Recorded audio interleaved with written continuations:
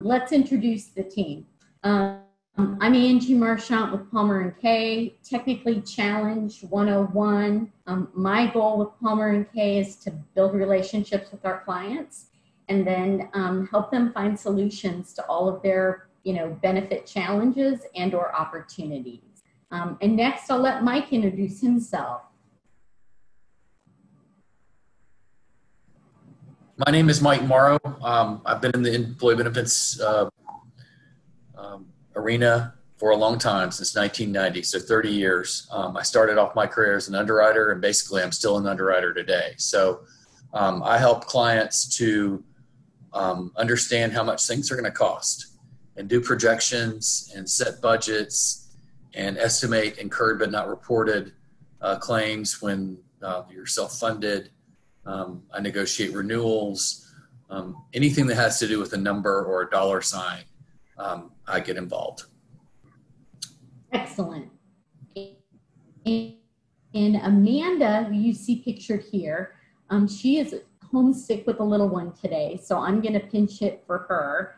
And Amanda works with our clients to help them build employee communication campaigns, wellness strategies, and pretty much make benefits come to life. So I'll talk through various options for virtual open enrollment. And Secret, you're up next. Good morning, everyone. My name is Secret Holland. I work with Gas South, a local gas marketer and a subsidiary of Cobb EMC. My team's responsible for human resources, community affairs, philanthropy, and employee volunteerism for the company. And I'm honored to join my partners at Palmer & Kay this morning to share our thoughts about open enrollment. Look forward to talking to you soon. Okay, good deal. So let's dive right in. We're going to cover financial plan management, and Mike's going to go through tips and ideas for getting through your renewal. We're going to have some program ideas and offer cost. As I mentioned earlier, virtual open enrollment, we'll go through that. And then Secret is going to wrap it up by giving us her perspective from an employer in all things renewal and open enrollment and benefits. Thanks for your patience as we got this started. Mike, I am going to turn it over to you so that you can launch into financial plan management. Great, thank you. Why don't you just go ahead and advance it to slide number 5. So as we think about financial plan management, think about underwriting, think about your rates, think about whether it's a budget rate or actually a premium rate. One thing that you want to think about every year is how you're going to fund it. Is it best for you to be fully insured, where all of the risk is transferred to the carrier, or is it better to be self-funded, where you retain risk and you set appropriate stop loss levels through stop loss insurance market to mitigate your liability? Or is there somewhere in between that should work for you? But the important thing to know is that there is a potential savings in self-funding. And primarily that's due to a couple of things, but the big things to keep in mind is that your claims are your claims. So regardless of whether you're self-funded or insured, your membership, your employees, your husbands and wives and children that are covered on the plan don't really understand that they may be self-funded if your plan truly is self-funded. They look at it as insurance, and it is insurance for them. But what happens is that although your claims are the same, a few things can be saved that amount to somewhere between 5 and 8, 9% savings, all things else being considered equal. And that would relate to premium taxes. Premium taxes can be avoided if you're self-funded, and premium risk charges. You're not paying a carrier to take your liability, to insure your liability. You're going to retain it yourself as a self-funded employer, so you're able to save. And then there are a few other things as well, and we'll get into that as we look at it. But overall, being self-funded does offer the ability for employers to be to save money, to save somewhere between 5 and 7, 8% a year. As a self-funded client, you do have a lot more levers that you can pull. The basic thing there is that you own your data. Since you're self-funded, since you're not transferring your liability to a carrier, you're able to own your own data. You're able to make your own decisions. You're able to really dive deep into your information, drill down as you need to, and determine what's best and what's work best for you, what partners to work best with. The big ones here that we think about are pharmacy benefit managers, also known as PBMs. And that's the Caremarks of the world, the Express Scripts of the world that you're thinking about. And there's handfuls of others, but those are the big ones. Stop loss carriers, the ability to farm out your stop loss, to not just be locked into the carrier's stop loss product or pooling product, but you can actually go to market every single year behind the scenes and work with the stop loss carrier. And it's very easy to plug and play there. PBMs, not so much. There's a little bit more work involved in moving pharmacy benefit managers.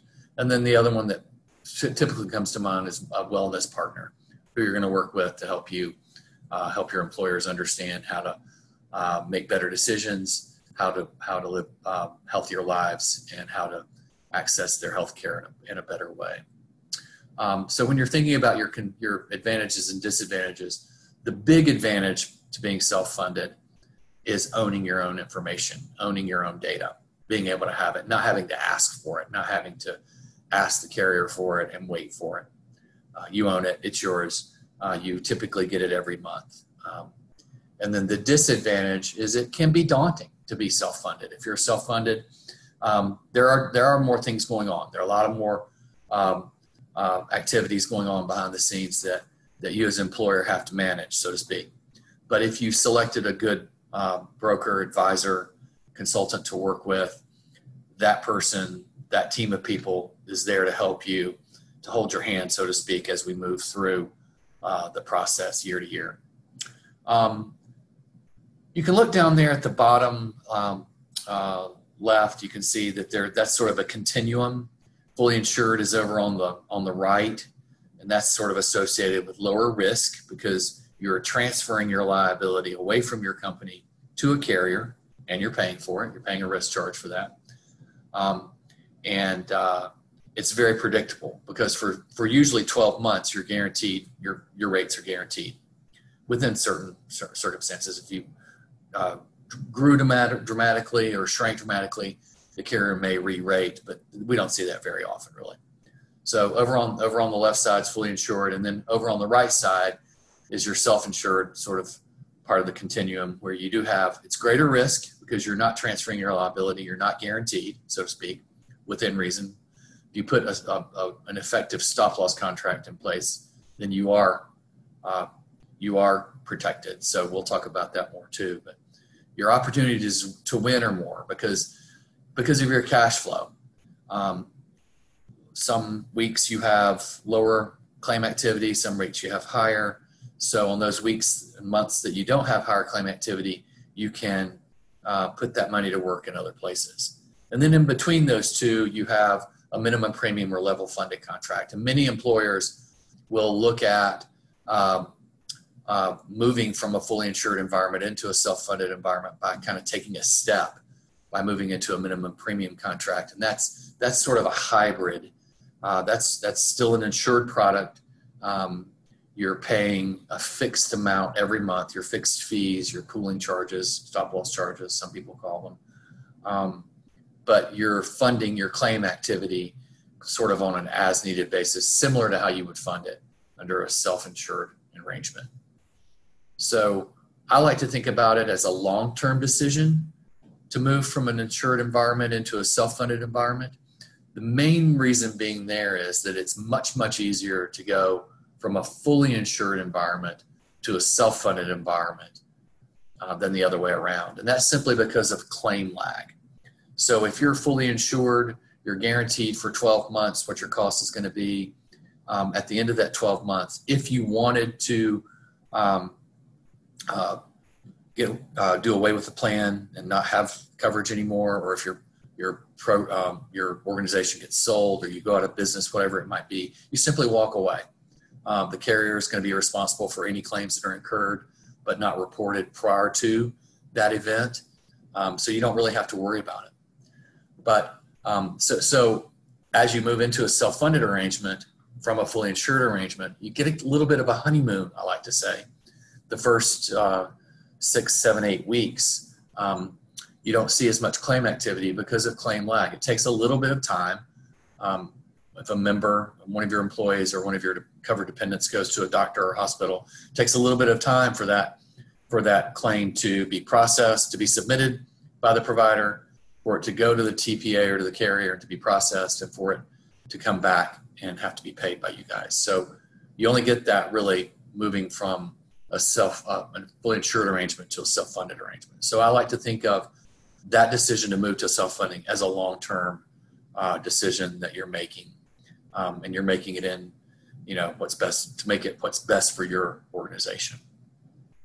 Okay, let's move on to page 6, Angie.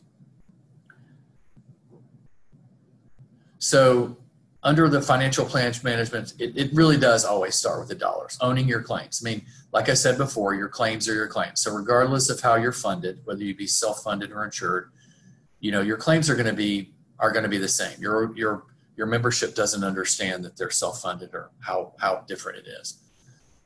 Typically, your claims are about 80 to 85% of your overall cost. So if your premium dollar is paid, 80 to 85 cents of it would go towards the cost of paying claims. The remaining 20, 15, 25%, 20, 25%, somewhere in that range, would go towards the administration of the plan, paying somebody to administer the plan, paying somebody to maintain the network, so forth.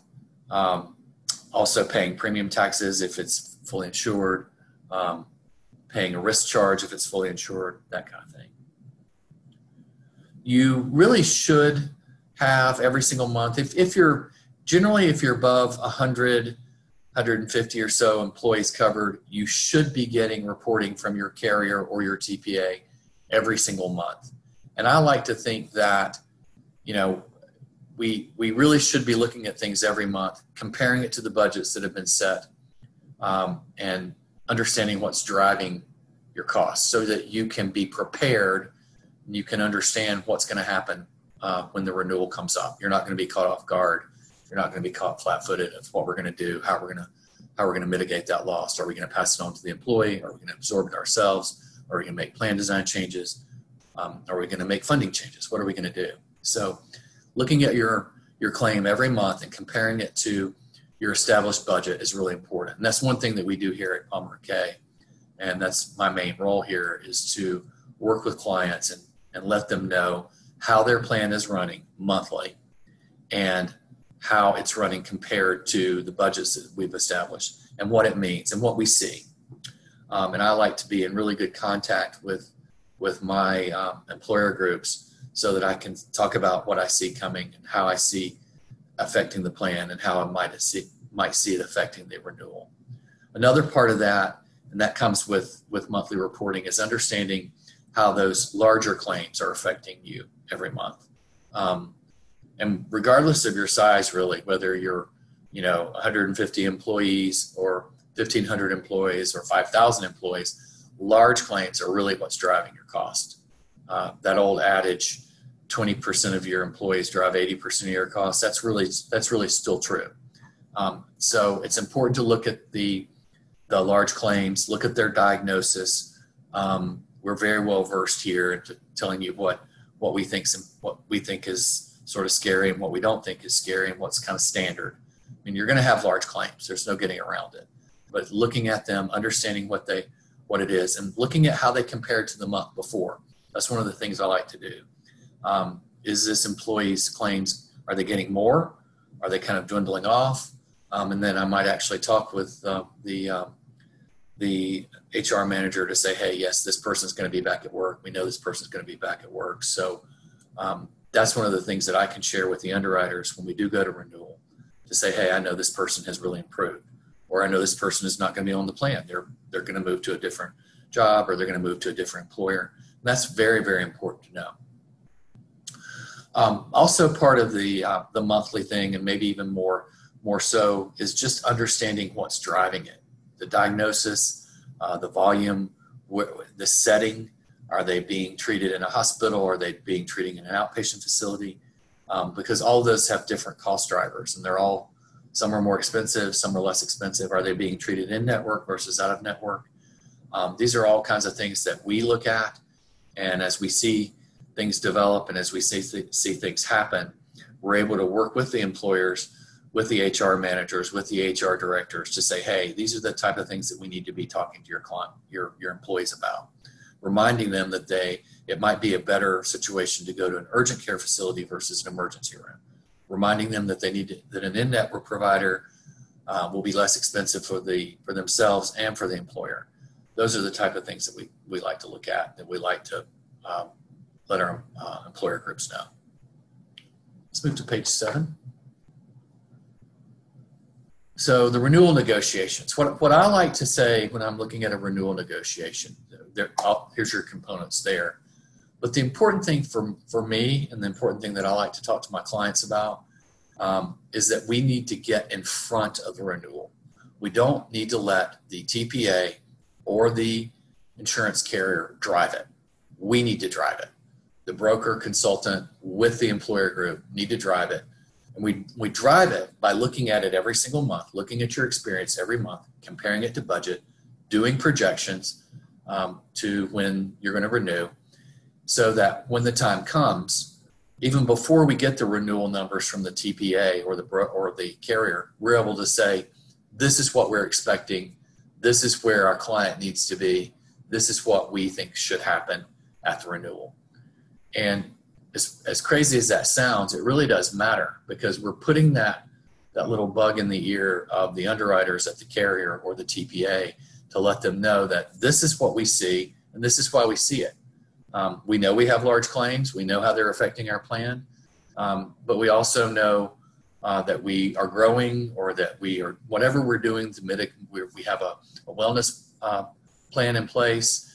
We know that we have good results on preventive care, whatever it might be, that we can use to show and demonstrate that we are mitigating that loss. So I like to think that being in front of the renewal and allowing us to drive it versus letting the carrier, the TPA, drive it is really, really important. And I think it really does matter with the results that we get.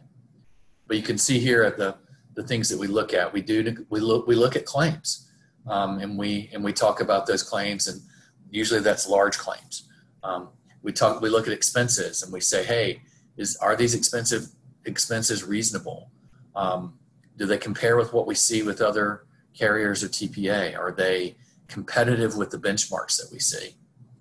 Trend numbers. Is the trend calculated correctly? I won't go into a lot of detail here, but trend number is an annual number. But unless you're doing your renewal, if it's a January 1 renewal on New Year's Eve, your trend number is going to be more than a 12-month number. It's going to be a factor of that. So just to make sure that number is calculated correctly. Is it calculated similarly to how it was calculated last year? They're not putting something new in. That's the kind of thing that I'm looking at. Do you want to put margin in? If you're fully insured, you might have to negotiate with the carrier on the margin level. But if you're self-insured, if you're self-funded, that's one of the things that we do, is we advise our clients and we listen to our clients. We work with them. We understand how risk tolerant they are, how aggressive they want to be in their pricing. And when I say that, how aggressive they want to be in their budget rates that they're establishing, because their budget rates kind of equate to the insured premium rate that we would get from a carrier. It's just a different way to express it. But those are the type of things that we work with our clients with, not just at the beginning of the renewal, but throughout the year and throughout the years that we work with them, and they're setting their strategy and understanding how risk tolerant they are. And then there are other things that are associated in there, the ACA compliance, ACA is the Affordable Care Act, also known as Obamacare. There are a few taxes associated with them that are built in, whether you're self-funded or insured. But I think the big overriding thing here is to get in front of the renewal, drive it with your broker, with your consultant. Do that every month. Look at your results every month. Compare it to budget every month. Discuss it, understand it, think about how it might impact it, and then when renewal time comes around, you're able to set that expectation up front with your carrier. And then kind of just to wrap it all up, the bottom line here, when you're working with an underwriter like me at a broker or consultant, we do want to understand your plan performance. I do that every month. It's not just a once a year or twice a year thing for me. It's looking at it every month, thinking about it every month, and talking to you, the employer group, about it every month. Consider your funding options, those type of things we look at. And as I see the opportunity, if you're fully insured, if I see the opportunity to really save dollars, and you're willing to do it, then we do look at funding options, and whether that might be a minimum premium contract or a self-funded contract, and then negotiate the renewal, understand your levers. Sometimes you need to go to market. You don't need to go to market every year through an RFP, but sometimes it really works to your advantage when you get a carrier that's being stubborn or is not seeing things the way that we think that they should be seen. Then you do go to market, and you write a really good RFP. You give a lot of information, clear information. You answer questions for those carriers. You work it, and then those carriers in turn can give you a good, crisp, marketable rate that you can use to leverage your current relationship with your TPA or your carrier. So that's kind of what I do. Thanks, Angie. Thank you, Mike. Nice job in helping us get prepared really for the next section. So we're going to run through a few things, and I want to start out with your benefit strategy. And Mike kind of alluded to his role and what he does, and it's all year long. And for us, benefits aren't once a year, but it kind of starts out with, what is your benefit goal? What are your objectives?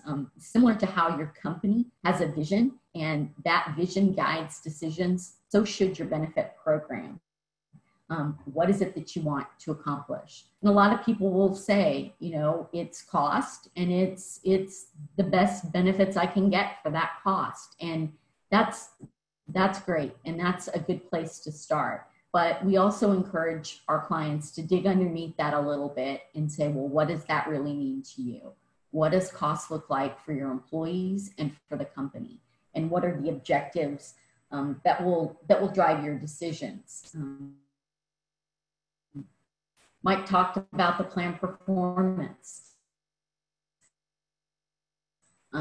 Once you've got your benefit goals and your objectives, you're ahead of the curve, and you're able to make better decisions by doing that.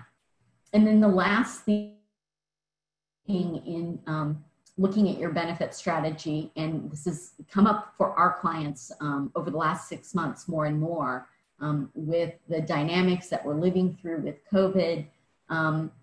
We've actually introduced employee surveys and are holding focus groups with our clients. And really, this is a way to connect with them and really understand what they're going through. And from a benefits perspective, what they need and how that matches up with the company goals and objectives. And it's not daunting. With the right partner, you can put together an employee survey that is quick and easy and tallies up, and that will help you in building out your objectives for the open enrollment and for your renewal. One of our clients recently did a survey, and we were kind of thinking that the carrier service was poor. But what we learned is that we did have some bumps in the road with the carrier, but it wasn't quite as bad as what we might have thought. And so that's going to help us as we look at renewing and marketing and helping our employees with what their benefit needs are going to be. So understand your benefit strategy, develop one, know your plan performance, and if you haven't surveyed your employees or held a focus group lately, think about it. So Mike mentioned marketing, and you know, some clients do market every single year, and it's part of their culture and it's the way they do business. And what we would encourage our clients to do is have a conscious decision around their marketing so that they're looking at it beyond just the rates, in that capabilities matter. What is it that that carrier can provide you for the premium or the fee that you are paying them? Do they have technology solutions? Are they providing you with a wellness platform? And that wellness platform also includes incentives. Do they have a great website and a mobile app? And what about their medical management programs? Many of the carriers these days have diabetic programs, and we know diabetes is huge in our population. Cigna, for example, is offering 6 mental health visits for free. And in today's environment, that's huge. So marketing beyond the rates is really to your advantage. It adds value, and it will ensure that you get the best bang for that dollar that you're going to pay. Mike mentioned carve-out functionality. If you're in a self-funded arrangement and you're 500 or more employees, you're going to be in a position to pull those levers on stop loss and pharmacy and wellness platforms. And that's something that you should be considering as you do your marketing. In addition to the marketing, what we're seeing now is being able to provide employees with decision-making tools, meaning most employees, sometimes they will just pick the same plan year after year. I've had this plan for 5 years. I'm just going to keep on going with it. But now is a good time to help employees step back and say, okay,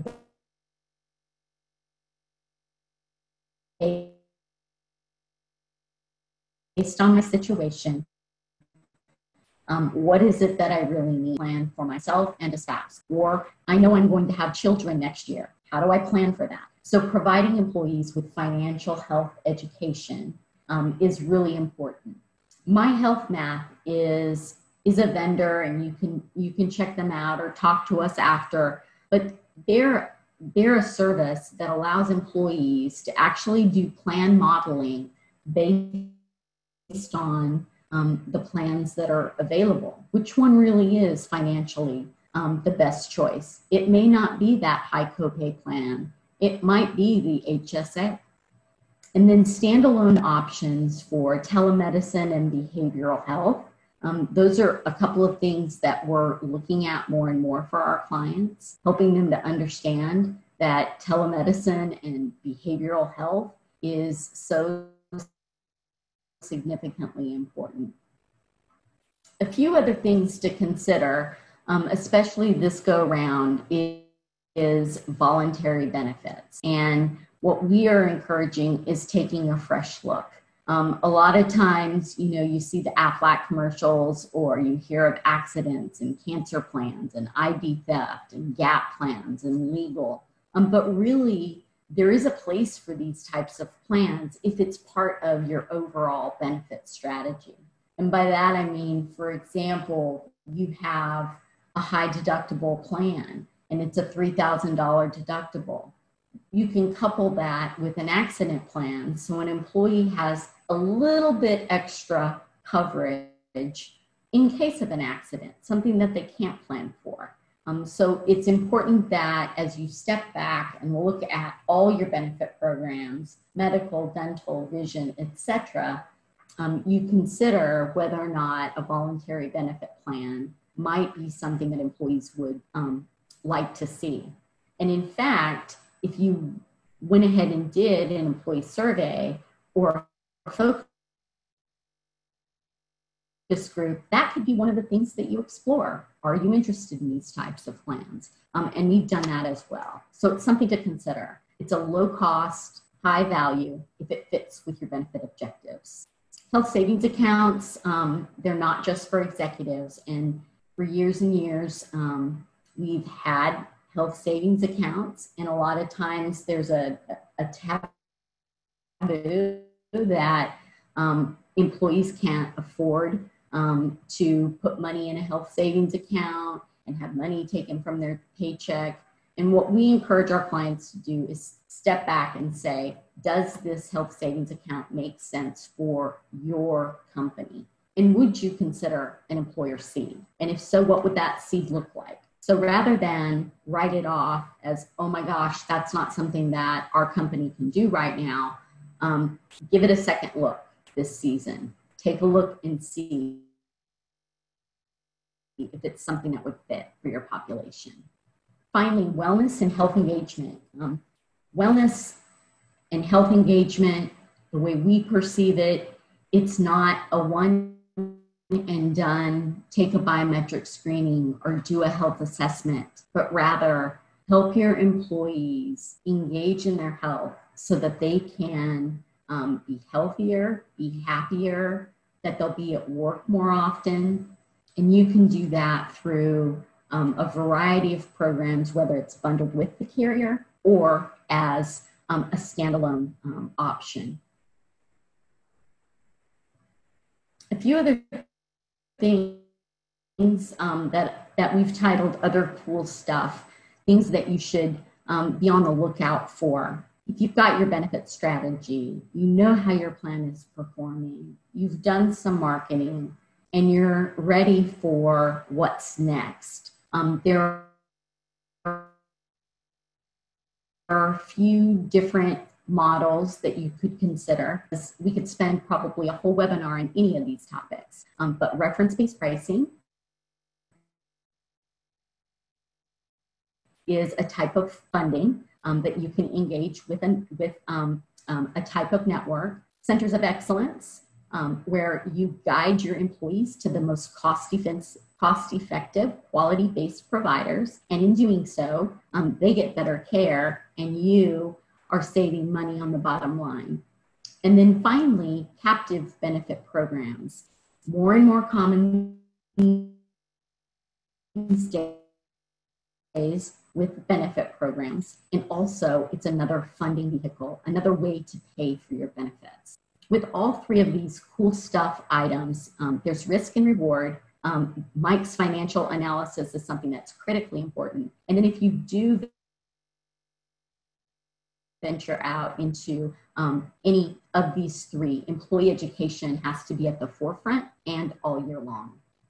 With that, what I'd like to do is transition from the cool stuff and ideas to consider over to some virtual open enrollment tips. And Amanda has done a fabulous job at researching, vetting, working with our employees, working with our partners in the industry to come up with these tips. And so I'd like to go through these and share them with you. First off, with open enrollment, embrace it.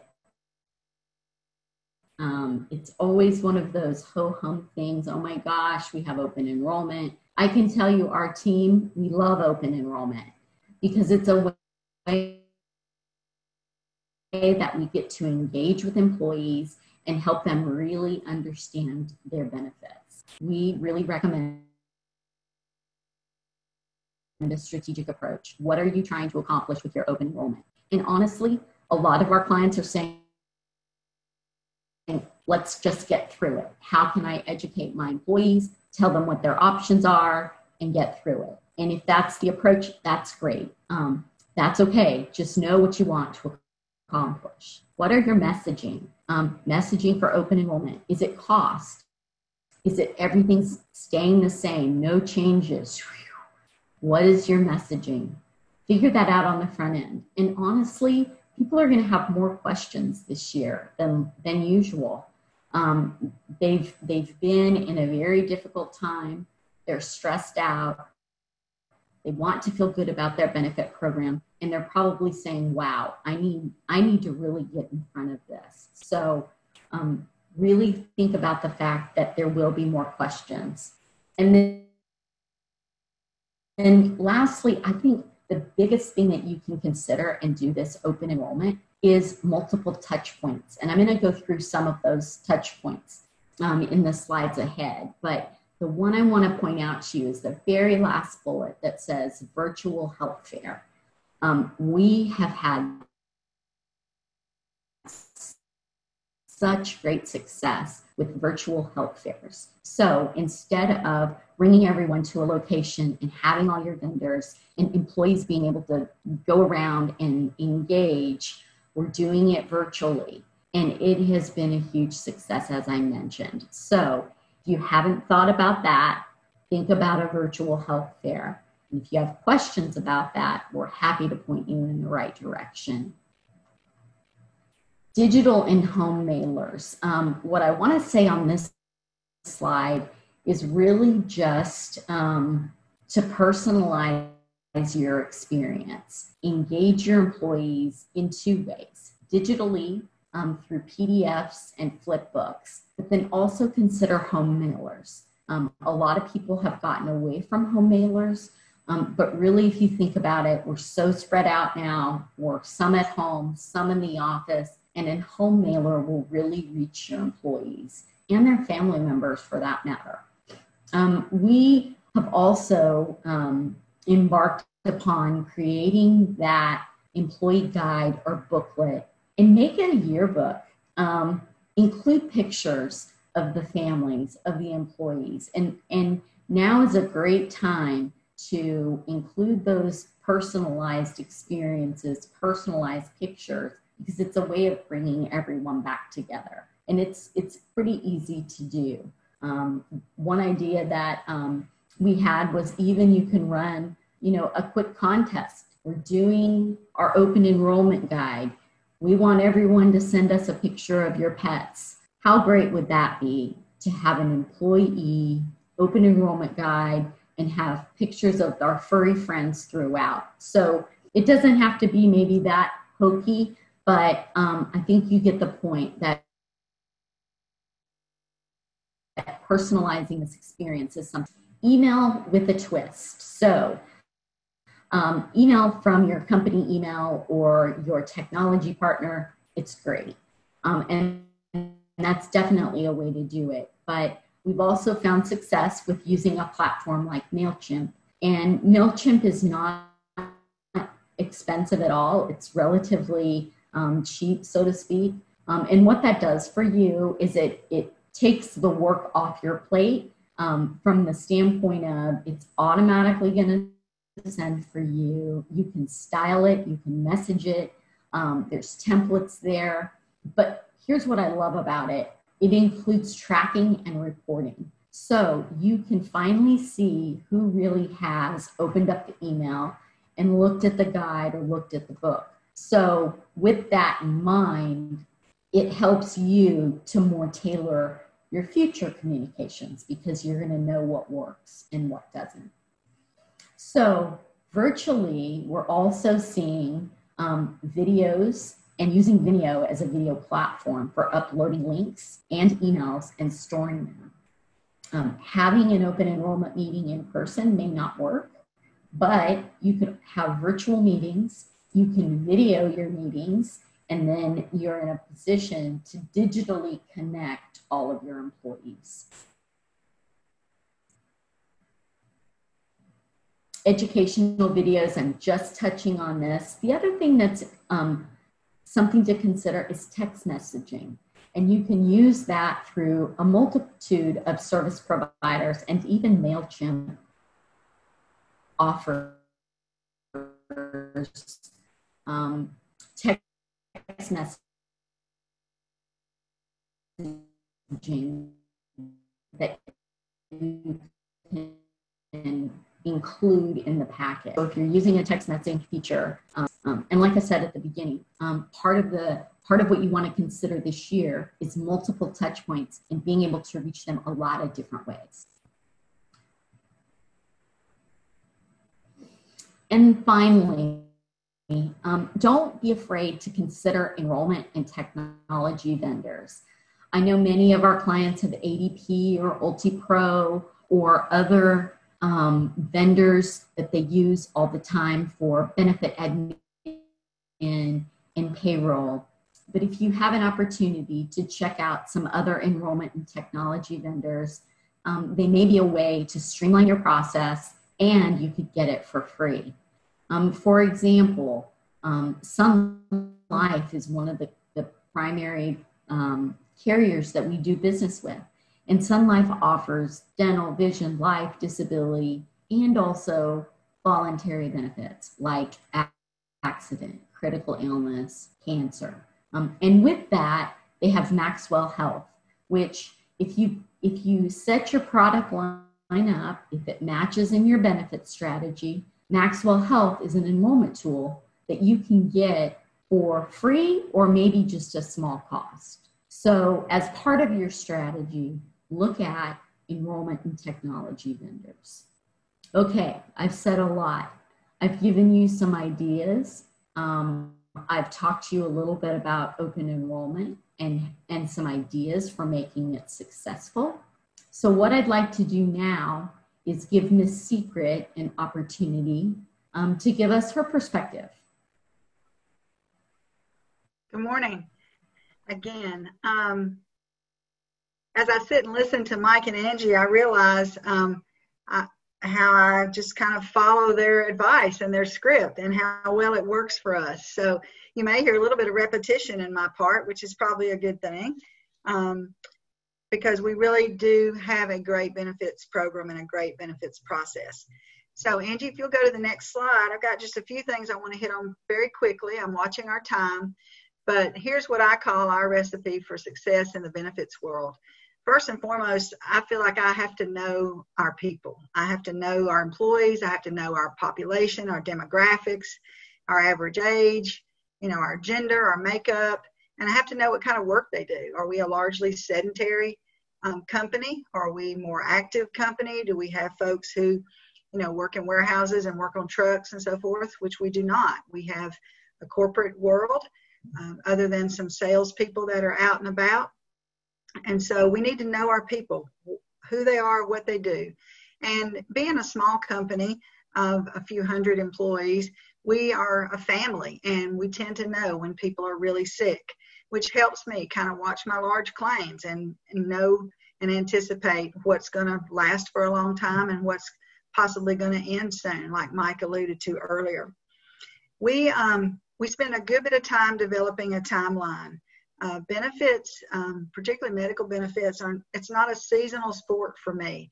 I allow myself January and February to kind of take a break after going through enrollment and renewal. But we start our benefits work hot and heavy in March, other than our monthly reporting, which we do diligently every month, also in January and February. But in March, we kick off our benefits work for the year. And we spend, a lot of time. We have an annual calendar, and every month we have items that we do, monthly reporting, we have communication, we have wellness activities, and Palmer and Kay partners and I meet at least quarterly, if not more often, to talk about what's coming up in the next quarter. So we have target dates for everything by the end of March or early April. We've already picked our open enrollment dates in the fall. We've picked our dates for making decisions on renewal. We've picked our dates to decide whether or not we're going to market or whether we're going to roll. So we lay out a very specific plan that has all of our utilization and wellness and everything all tied together. And that keeps us on track and allows us to spend plenty of time on this real important process. We look at our benefit objectives every spring in the March, April timeframe. What do we want to accomplish? Are we on the right track? Are we in the middle of a 3-year strategy and we need to just validate and keep going? Or are we at the end of a 3-year strategy and we need to think about a turn in the road or what we're going to do next? I do believe that it takes several years to make a change in your population health and to know whether or not you need to look at your funding and those kind of things. We look every year, but I'm not a whiplash kind of person. I don't like to whiplash my population or my team. So we try to put together a multi-year strategy and then just validate in the spring whether or not we need to keep going or refresh or change.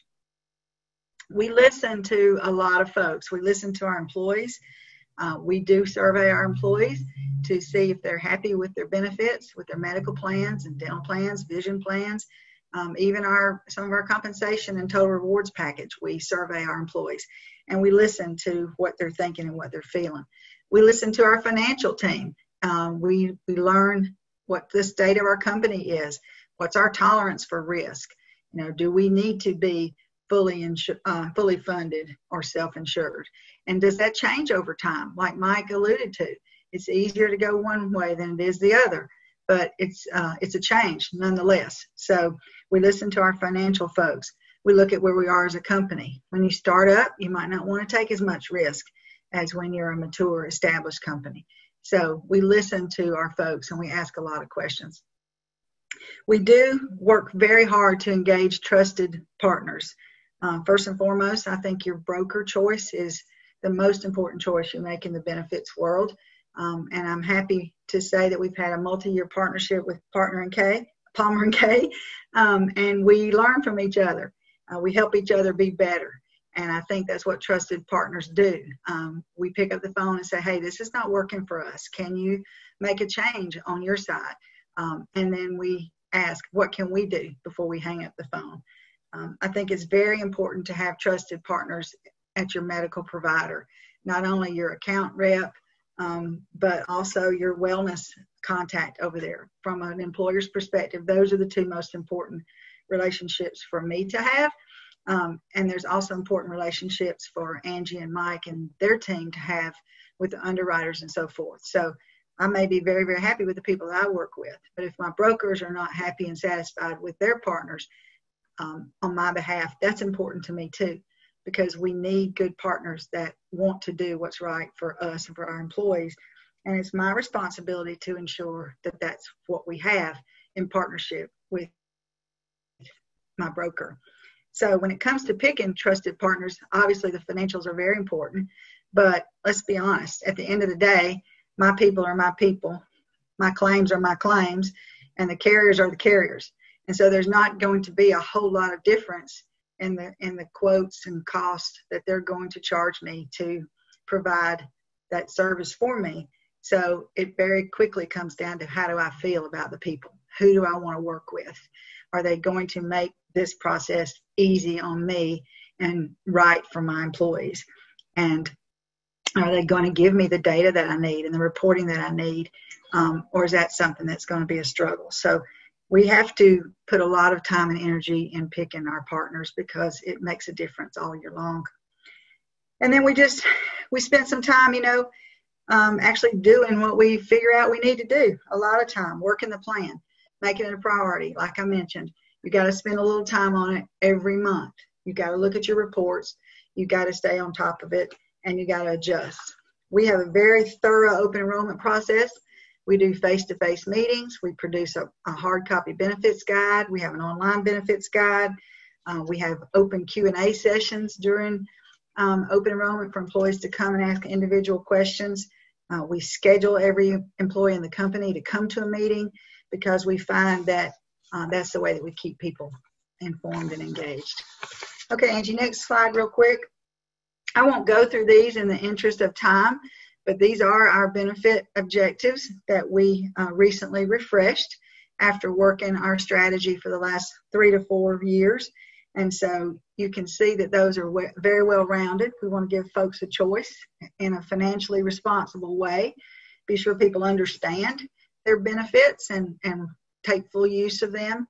We do want our population to become healthier now every day so that we minimize claims, minimize illness, minimize hardship for our families. So we do a lot of wellness activities. And we wrote expect excellence in our service partners. I almost put the word demand excellence in our service partners.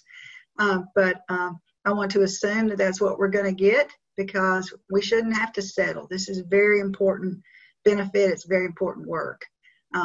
And then I just wanted to mention, while those sound very high level objectives, and they are, we picked some focus areas to look at every year and based on our utilization. And the focus area for 2021 is going to be to improve our preventive exam utilization.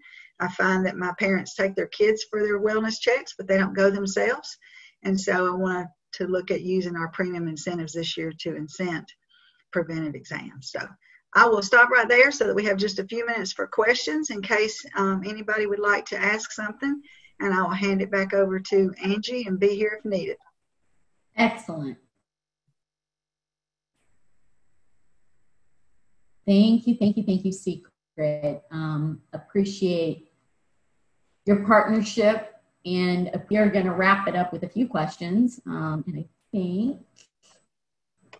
just as a side note, as we've gone through this, Mike and I work for Palmer and Kay, and we are a insurance brokerage firm here in Atlanta, but with offices up and down on the East Coast.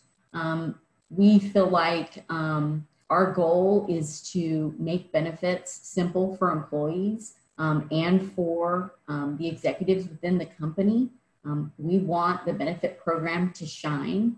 And so we're thankful that we've had a few minutes to tell you how we do that, and thankful to have a partner like Secret. I'm going to stop sharing my screen so that we can take a couple of questions. Here's one, and Mike, I think this is for you.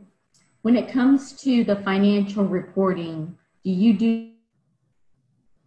do that every month for your clients, or is that something that maybe you do quarterly?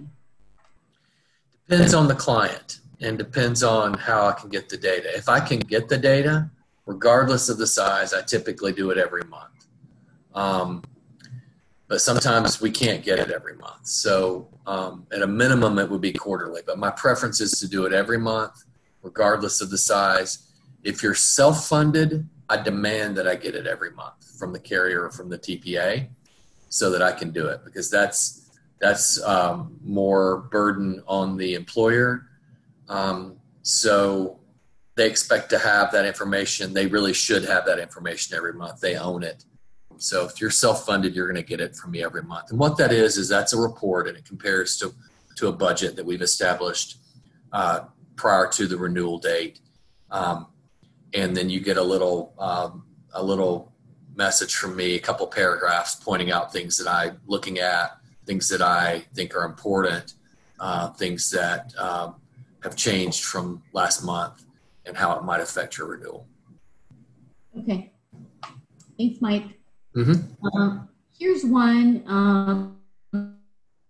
Secret, I'm going to ask you on this one because it's for you.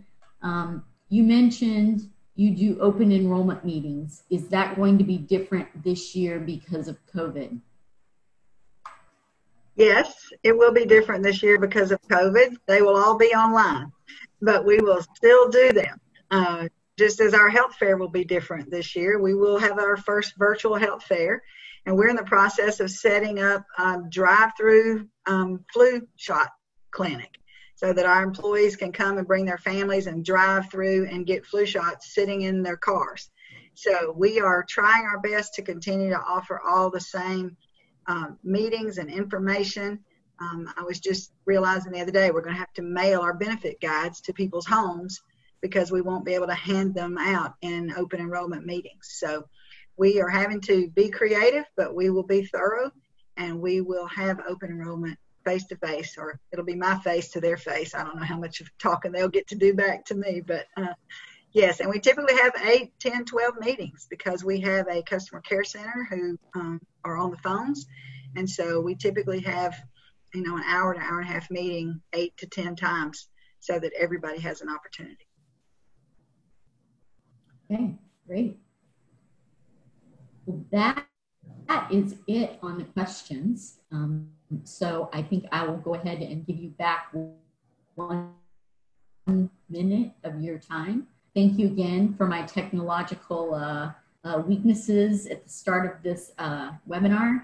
We appreciate you being on, and thank you so much. Bye. Bye. Thanks. Thank you.